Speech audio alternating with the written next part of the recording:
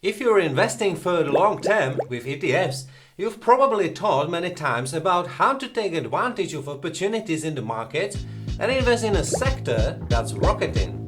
That's exactly what today's video will be about. What will you learn today? What is sector ETF? What is an index versus sector ETF? Why invest in sector ETFs? How many sector ETFs are there? Is it good to invest in sector or ETFs for long term? And how would I approach investing through sector ETFs? My name is Jiri and welcome to Invest with Jiri, channel which is focused on long-term investing and money appreciation. Investing fascinates me and I like to pass on the knowledge I've learned along the way myself. If you don't subscribe to my channel yet, click subscribe and the bell and let's get going. What is sector ETF? Sector ETFs are exchange-traded funds that focus on specific sectors of the economy. These funds are constructed to reflect the development and performance of a particular sector, such as technology, healthcare, energy, financial services and others. Each sector ETF contains a portfolio of stocks of companies operating in the selected sector. This allows investors to easily and efficiently invest in specific markets or sectors without having to select individual stocks. This allows investors to protect themselves against unpredictable declines in individual stocks. At the same time, if an entire sector fails, the prices of all stocks in the sector fall together. Index ETFs and sector ETFs are two different concepts in investing. An index is a collection of selected stocks that represent a particular market, sector or segment of the economy. This set of stocks is created based on certain rules and criteria such as company size, sector, geographic location, etc.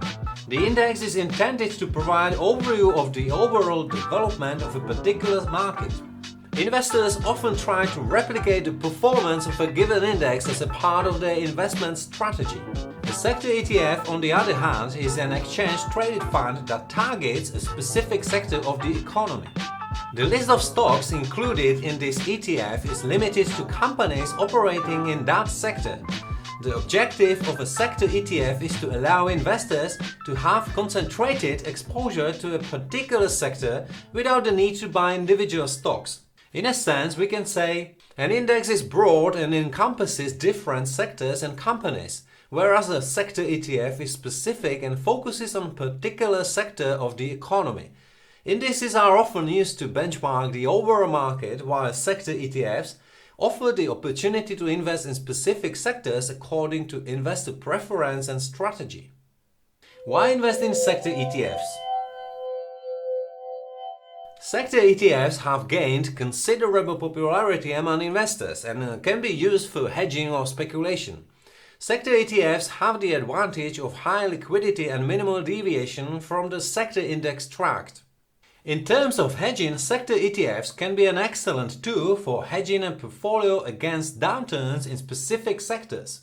For example, if you have stocks in the technology sector in your portfolio and are concerned that this sector could suffer losses, you could invest in a sector ETF focused on healthcare or consumer staples. If the technology sector were to fall, the gains from the hedging ETF could at least partially cover the losses in your portfolio. On the other hand, sector ETFs can be used to speculate on short-term movements in the performance of a particular sector.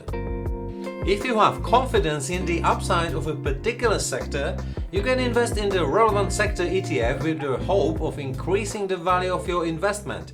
In this way, you can take advantage of short-term market trends. How many sector ETFs are there? We have several sectors that can be invested in through sector ETFs. Each sector comprises a group of companies focused on specific areas of the economy. I always list the sector and the ticker that best represents it. Energy, XLE. This ETF includes companies operating in the energy sector, such as oil and gas companies. Investors who believe in stable energy demand may want to consider this sector ETF. However, the energy sector can be sensitive to changes in oil prices and to environmental and regulatory interventions. Materials, XLB.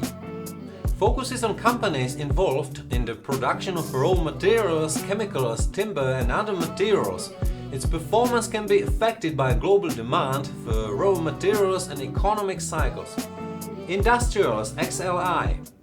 The Industrials ETF includes companies in the industrial manufacturing, aerospace, transportation and infrastructure sectors. The performance of this ETF may reflect the state of the economy and investment in large projects. Consumer Discretionary XLY. This ETF contains companies that provide consumer products and services that are not considered essential. Examples include retailers, entertainment and travel industries. The performance of this sector can be sensitive to changes in consumer purchasing power.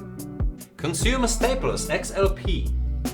ETFs for the consumer staples sector include companies that provide basic consumer products such as food, beverages and hygiene products. This sector tends to be considered less sensitive to economic fluctuations because consumers often maintain purchases of necessities. The healthcare ETF includes pharmaceutical companies, biotechnology, medical devices and other related areas. This sector can be impacted by medical innovation, regulatory changes and the development of new treatments. Financials XLF. This ETF focuses on financial institutions such as banks, insurance companies and brokerage firms. Its performance can be linked to interest rates, economic growth and regulation in the financial sector. Information Technology XLK. This ETF focuses on the technology sector and includes companies involved in hardware, software, semiconductors and other technology services. The performance of this sector can be heavily influenced by innovation and the rapid evolution of technology. Communication Services XTL. The ETF for communication services includes companies in the media, telecommunications and entertainment sectors. This sector is influenced by trends in media consumption and technological developments. Utilities XLU. This ETF includes companies in the utilities sector, such as electric, water and gas utilities. Its performance tends to be considered less volatile because people still need basic services even during economic fluctuations. Real Estate XLRE. ETFs for the real estate sector include companies involved in owning, developing and leasing real estate. Its performance can be affected by the state of the real estate market and the demand for residential and commercial space. Is it good to invest in sectoral ETFs for the long term? This may be a promising approach under certain conditions. Sector ETFs can be suitable for long-term investments if you have a strong belief in the long-term growth of a particular sector. If you believe that certain sectors, such as technology, healthcare or renewables, will have positive long-term trends, then investing in relevant sector ETFs could be prudent. However, it is important to note that investing in sector ETFs involves concentrated performance risk.